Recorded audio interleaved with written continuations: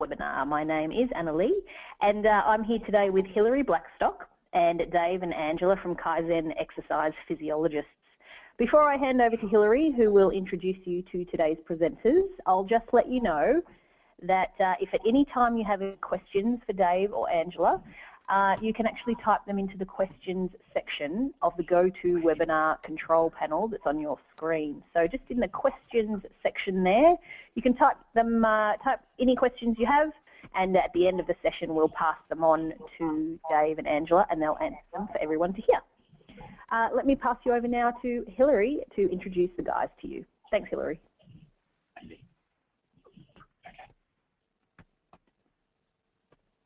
Oh, Hilary, have we got you there? Hilary, can you hear us? Oh, we seem to be missing her. That's all right. Maybe Dave, Angela, I'll hand over to you. We're here. Can you hear us? You're here. Take it away, guys. Fabulous. We got our camera on? You're on. Go for it. Hopefully you're going to see our faces here. We'll see how we're looking. Sharing. Okay. Sharing. Okay. Well, welcome along. Hopefully I've probably met a lot of you in the past. My name's Dave Leo. We're actually part of Kaizen Health Diagnostics. Now, some of you may not have met before, but you'll probably meet a lot more of is Angela Jenkins, who's my business partner for the last 3 years, only feels like 10. Now, Angela is an expert in particularly adrenal testing and food sensitivity testing, and it's been, I guess, one of my good finds because certainly that's allowed me to, get a lot of the results in the type of work that I like doing, which is the musculoskeletal side. So Angela's been working in this field for a number of years now. And I actually didn't think she was going to make it along today. She's been in the States for the last month, but she hauled back. She's almost over a jet lag and is joining us today because she's the brains behind today. I'm the pretty face and the push-ups. So we're going to talk about why some clients don't get results, the missing link. And we want to take on a bit of a journey, which I'm sure a lot of you have seen before and experienced before. So we're going to introduce you to our two women here, who are Jenny and Jane. Now, Jenny is on the left there, or my left. She's got a lovely smile, and Jane there is looking a tad concerned, as she well should. So, Jenny's 41 and Jane's 42. They both have 2 kids. Jenny has a boy and a girl, 10 and 8, and Jane has 2 girls, which are 9 and 7. Now, Jenny was an ex-netball player, but life got busy for her, and that's fallen away. The social netball scene in the last couple of years. Jane likes to do a bit of group fitness, but again, kids and the part-time job have gotten her way too, so now she's not really doing an awful lot. Excuse me, Dave. Yeah. Sorry, could you perhaps pop your Bluetooth in your ear for us? Thank you. I think that will pick up your voice a little bit better for us. It's not often people tell me to talk up. Thank you. So, first session in, both of them love their session, but they both pull up a bit sore. Jenny's got that bring it on, pulling up sore. She loves it. She said, that's okay, I'm a bit sore, when's my next session? Jane, on the other hand, she pulls up really sore, but she's really tired. The next day, she's wandering around and she's making old woman jokes and touching her back in the office. 3 weeks in, things are changing a little. So Jenny's feeling great. She's got a lot more energy. She jokes that she feels firm as she sits around slapping her triceps and slapping her butt, saying, "Look, I'm feeling firm. I'm feeling great." And she probably isn't, but she's feeling good. Now, Jane, on the other hand, is really starting to get tired. That fatigue's starting to get out of control. She's going to bed early. She's not sleeping well though. She's waking up tired. She can't seem to get on top of things. She has this funny thing going, well, it's not funny for her, funny thing going with the gut, where it's stop and go. She gets constipated for a couple of days, then it's all go. She gets diarrhea, and she's getting those cycles of stop and go. She used to see a chiropractor because she used to get a sore back, and Now that she's exercising, her back's giving her a lot of grief. So she's tag teaming between that chiropractor and her PT. And she's starting to get the feeling that exercise hurts. Now, the trainers that both Jenny and Jane are using, they're both good. They both understand exercise. They've done a good job of setting exercise programs, but they aren't responding the same already. They're both on similar diets. Trainers fit into this whole metabolic type dieting thing, and it makes a lot of sense to Jenny and Jane and to the trainer. But again, things aren't going the same for these girls. Looking forward to 2 months, what we've found now is Jenny is in the zone. She's lost 2 kilos. Now, she said she's got weapons of mass destruction. The guns are on board. And what she's really enjoying is her 12-year-old boy, she can now smoke him in a race. Before, she couldn't even turn up to the start line. Now she's doing great. Jane, on the other hand, she's having a different journey. She's actually put on 2 kilos, and it's mostly around the middle. She's getting what she'd say flabby around the middle, the muffin top's happening. But what's disappointing her even more is that she's just so sore all the time. Anything she does in terms of exercise, whether it's stretching, whether it's even light exercise, hurts. Now, Jane is in a state of going, gone. It won't be long before she falls off the bus. Now, something's going on here because we've had similar trainers giving similar exercise programs, similar dietary advice, but we're getting different results. What is that something? Now, when I cast my mind back to my career, I've seen plenty of Jenny and Jane's, and I know a lot of you have too. And one of my earliest mentors, and I know someone who a lot of you know as well, is Paul Chek. And one of the things that Paul Chek said to me very early on in my education was, stress is stress. Doesn't matter where it comes from. Whether it's stress from running late from work, whether it's from eating the wrong foods, whether it's from doing the wrong type of exercise, too much, too little, not enough sleep, stress is stress. And the way the body reacts to stress is that sympathetic nervous system activity is increased. So we all get that stress is stress. Exercise is a form of stress too. But knowing what to do with that and how to measure that is a whole different story. And really, I've had no access to those tools until the last 3 years, till I've started working with Angela.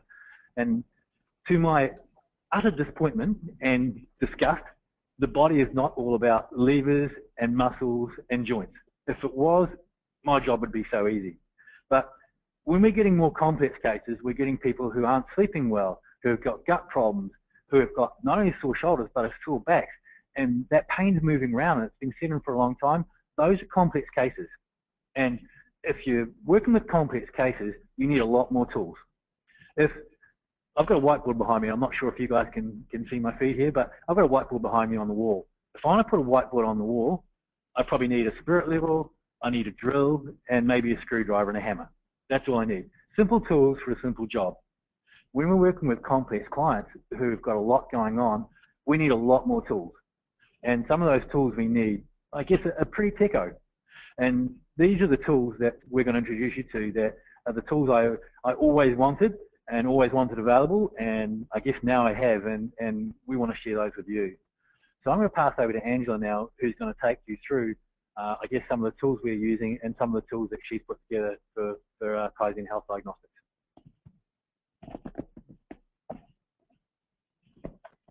Hi everyone. So we're going on.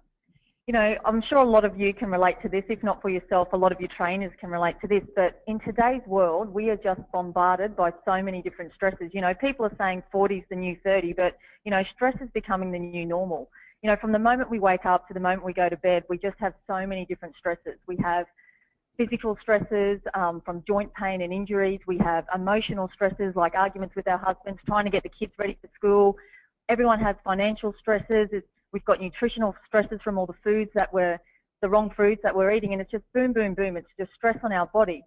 Now, the body can't differentiate between all of these different types of stresses. It just feels stress, and our body is under stress. Now, the thing with stress is normal. Our body is designed to respond to some stress. So, for example, if a tiger jumped in up behind you now and you're watching this webinar, your body would respond. Your nervous system would be increased, your adrenal glands here would release cortisol, adrenaline would be pumped out, sugar would be pumped out, and we'd run away and we'd get to safety. Now once we get to safety, all of those things would go back to normal. Our cortisol would go back to normal, our adrenaline would come down, our sugar levels would come down, and we'd get on with life. But what's happening with all the different stresses in today's world, people are being chased around by that tiger all day, every day. So they have the adrenaline pumping, they have the cortisol pumping out, and the body is just like going, oh my God, what is happening here? So it's not this acute stress that's the problem, it's the chronic stress that is the real problem, and a lot of people are experiencing it. So I just want to take you through some of those things today. So Maddie, if you want to have a look there. So this here is a bit of an interesting graph, and this basically outlines what is happening with a lot of your clients, and you'll probably be able to relate to this yourself and for people that you work with.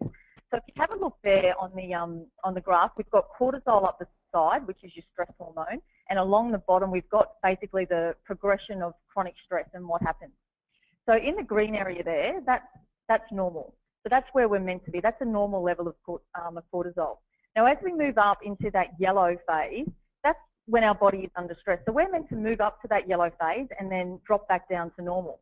But what's happening is we're in that yellow phase for not only days, weeks, but years. So many people are in that phase for 10, 15 years. It's that career person who's just boom, boom, boom. They're on the go and they're feeling great because they're running on adrenaline and their body's just pumping out all this cortisol and they're handling the stress okay. It's like when the mother first has her child and she's not sleeping and she just has to run on adrenaline to really, just keep going and going and going. And look, that's fine for a period of time, but what happens is our bodies get tired. So there's only so much cortisol we can produce. So our adrenal glands, which are producing this cortisol, they're getting fatigued and exhausted. Just like if, you injure an ankle, your right ankle, and, you don't break down all of a sudden. You actually start to compensate on the other side. You might get a sore left knee or a sore left hip. The same thing happens in the body. It compensates and starts to use all these different pathways. And when that happens, so you can see as it starts to slide down the yellow into the orange, the cortisol levels start to reduce. So we've still got all this stress going on in our lives, but the cortisol levels can't respond anymore. They can't respond to the stress that's going on. And if it's not dealt with and not addressed, people are sliding down into that red area, and that's when basically you have no reserves. That's when people are in burnout. And, I can't tell you the number of people that we've worked with that have been in that phase 3 adrenal fatigue and exhaustion. And look, it's really quite frightening, the number of people that are in that phase. And, some of them just feel that, oh, that's just what happens when you get a few years older. You just sort of lose your edge, you lose a bit of energy, and you get a bit tired. But it's not. These people are in phase 3 adrenal fatigue, and when they're actually getting their results and getting a plan around it, they're just turning their lives around. Now, the big problem with going and getting a blood test, which some people do, is that as you can see on the graph, the yellow there, the total cortisol, in the green, the total cortisol is the same as in the orange. So basically, a lot of people who are in phase 2 adrenal fatigue are getting misdiagnosed as normal because their total cortisol is all right. Now, cortisol is a hormone that changes throughout the day. It rises in the morning and then slowly drops down throughout the day. So unless you're looking at the big picture, how your adrenals are responding throughout that day, you're getting misdiagnosed. It's a pattern that's really important. And we see so many people that might be okay in the morning, but then they're having these massive drops and getting that afternoon tiredness, and then they're peaking again in the evening. It's just, so we really look in depth at all of those things. So that's just a bit of an outline there, and in our testing that we do, we actually look at the phases of adrenal fatigue, so phase 1, phase 2, phase 3, and once you do that, then you can get an exact plan around your client so you can tailor your programs to them. Flip it over, Maddie. So we just wanted to show you next basically a bit of a report that we do with a lot of our clients. So as you can see, we've got 4 measures there of cortisol. We take a morning measure, we take a lunchtime measure, an afternoon and an evening measure. So we're really getting a really good insight into exactly what's going on throughout the day for that client. It's not, you actually have these little test kits here. Actually have little, Dave just told me we're off camera, but we have these little test tubes that we get your clients to spit in for each of these times, and we send them away to a lab. So as you can see, this client here, this is actually a client of Dave that he was working with, and she was an elite runner. And you can see there that her cortisol levels in the morning, they were low. They were low at lunch, the afternoon, and then in the evenings they were peaking. And she was having a lot of disrupted sleep patterns and things like that. And it was down to a lot of the cortisol issues. So you can also see it breaks down on the diagram the what's normal, what's high, and what's low, and you actually get a good pattern of what's going on throughout the day. And what we actually see too with a lot of clients is you can actually pinpoint what's going on in their life at that particular time of day as well. Like I've worked with some clients who have extremely high cortisol in the morning, and then they drop down and they're still in this phase 2, phase 3 adrenal fatigue. And we looked into depth of what was happening at that time of day, and they were having a double espresso and doing like an hour's worth of emails and getting the kids ready for school. And just by making a few changes there, it made a big difference. The other thing our report looks at is DHEA. Now, DHEA is crucial. That's your repair and recovery hormone. So once that starts to go, which you see here, the body's in a lot of problems. Now, cortisol and DHEA, the stress hormone cortisol, your repair and recovery hormone DHEA, they work in balance. And for us to be feeling good and coping with stress, we need to have a ratio here usually between 5 and 6. But what's happening is a lot of people are basically compensating in their body. It's a bit of a complicated thing. We can talk about that another time. But basically, we're having to get cortisol from a different area in our body, and in doing so, it lowers the DHEA. So a lot of people have what's called this inverted ratio, where their body is in basically a catabolic state. So they're breaking down more than what they're repairing. Now, the other key thing to be aware of is that cortisol and DHEA are key, like a key for balance in the body. So the body works in like this hierarchy system. So when they're out of balance, they can have a massive impact on so many different systems in the body. And so unless you're addressing this adrenal fatigue, nothing else is working. You're taking a band-aid approach. And this particular client here, we looked in depth, and she wasn't recovering. Like Dave was weaving his magic, getting all the muscles working, but her time to recover from a sacroiliac joint injury just was, we couldn't work out what it was. And once we did this adrenal test, and she had massive food sensitivities as well, her life has just turned around, and she's back running and is about to kick some big goals this year. So the key thing that we look at as well is like, we don't just address the symptoms, we look at addressing the underlying cause. So we look at specifically where the stress is coming from. So we have a very comprehensive diagnostic here, and that's a bit of an outline on it, but we look in depth at mental emotional stress, we look at environmental stresses, we look at lifestyle stresses and metabolism stresses. So it's a huge in-depth questionnaire, and it really pinpoints where the stress is coming from in your client. So, anything from, the sleep patterns, from the foods that they're eating, for infections and things that they might have, for exposure to environmental toxins, to so many different exercise things, to all different mental and emotional stresses that they're experiencing. So we really do a comprehensive diagnostic to get to the cause, and once you get to the cause, you can turn this around. And it's amazing some of the results that we've been seeing by getting to the underlying cause and changing this steroid hormone balance in the body. Now, one of the biggest stresses that we're finding is the hidden stress of food sensitivities, and Dave's going to talk a little bit about that now.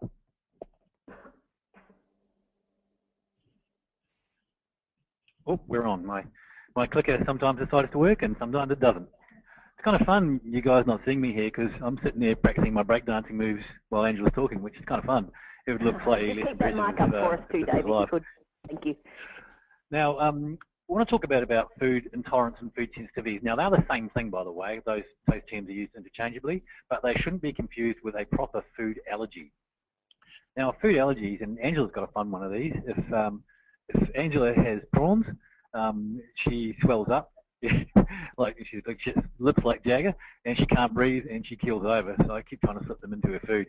Funny enough, my mother-in-law, also raw carrot, she has an anaphylactic shock to raw carrot. So, I can't get her to eat them either.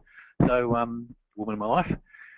Now, they're easy to spot because a food allergy is immediate reaction, and it's usually quite severe. Food sensitivities are much trickier to find. They often come on slower, and the symptoms are much more subtle, but can be very destructive as well. Now, if you eat a food that you are sensitive to or intolerant to, you can get a reaction which can be 3 hours to 3 days after you eat it. So trying to identify exactly what that food is really tricky. You know, we have lots of people who've come and seen us and said, look, we think we have an intolerance to wheat or gluten or dairy or whatever else, but you know, often it can be something that's totally different. So really the only way to find that out is to get tested. So if you look at the pictures there, you'll see the chap there with his arms put out there, that's a skin prick test, and that's typically what you'll have for an allergy test. Now, in terms of trying to diagnose a food allergy or a food intolerance with a skin prick test is just totally flawed, would be, from an immunology point of view, it makes absolutely no sense.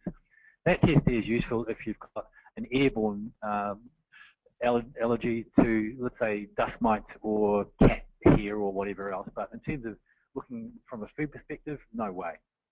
The one on the right there is a food intolerance test, and that's a test that we run. It's a blood test. And certainly, once you can identify those foods, it makes a massive difference to the inflammatory response to the body. Because if you eat a food that you're intolerant to, it causes an immune response in the body, which is called an IgG response, which is a branch of the immune system. And that can cause a whole variety of symptoms. It can be anything from migraines through to sore joints, bloatedness, gut problems, can be a lot of coughs, you name it. The symptoms can be extremely varied, and hopefully Angela will tell us a few stories about that too. So I'll pass you back to her now. Just a key point too with food sensitivity is that when you're having that inflammatory reaction in your body, it's actually causing a stress response. So if you're eating that same food 2, 3, 4, 5 times a day, your body is under stress. So all day it's under stress, and it's a hidden stress, but the good thing about it is it's a stress that can be identified and changed. So that's the great thing about food sensitivities is like you can get some really good wins on the board for yourself and your clients by, you know, just changing a few things in diet, and it can turn their adrenal fatigue around. You know, I've got my story is, you know, I've always, you know, over the years been dairy and gluten-free because I suspected those were foods for me. But, you know, I was quite shocked when I had lettuce come back as a high reaction for me, and I'm thinking, how on earth can lettuce have I can have a sensitivity to lettuce? And, you know, lettuce was something that I was eating, you know, usually in my lunch and in my dinners a lot throughout the day, and I didn't actually realise what it was doing to my body. And, you know, I've had a couple of knee reconstructions and, you know, it felt good, but they used to get a little bit stiff. And, you know, probably about 3 or 4 weeks into removing lettuce from my diet, I could just sit down on my knees, and I was like, I just can't believe this. And, you know, I used to go out, if I went out to a girls' lunch on the weekend, have a couple of champagnes, I'd pull up a bit stiff in my knees. And, you know, ever since removing the lettuce, I can actually go out, have a couple of champagnes on the weekend and not have those sore knees. So my girlfriends actually want me to write a book, how to stop eating lettuce and drink champagne and feel better. But, you know, jokes aside, it's amazing the differences that, you know, foods can make. And, you know, we've got a really interesting story with Dave's daughter, his 7-year-old daughter. If you look on the website, you'll read that testimonial, and she had a sensitivity to pineapple.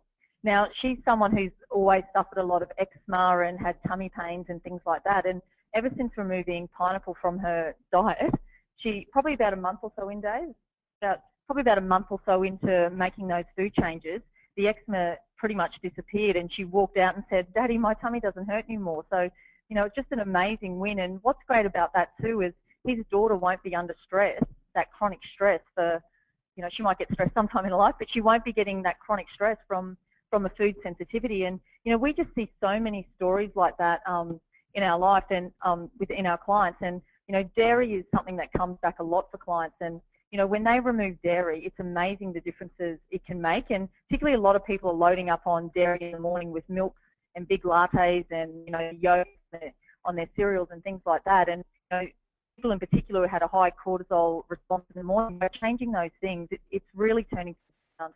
You know, we've had people who have eliminated yeast-based products and gluten, and, you know, one 60-year-old guy couldn't get anywhere with his stress. His son had lost his son, and, you know, he removed these changes, not only lost 7 kilos, but was starting to sleep a lot better and be able to reduce the overall stress load on his body. So if you have a look here at our, this is our test that we do. We actually run a test on 93 different foods. Dave's just changing it over now. And we're on. So this basically, what it actually does, it measures the extent of the inflammatory response. So the ones in the green, they're okay. That's an insignificant response there. Then you've got the yellow, which is low, moving up to moderate and high. So as you can see on this one here, this person had a very high sensitivity to milk. They also had whey as well, which come back. So that's a really interesting one to work with clients who are having a lot of whey protein drinks. And, you know, again, they think they're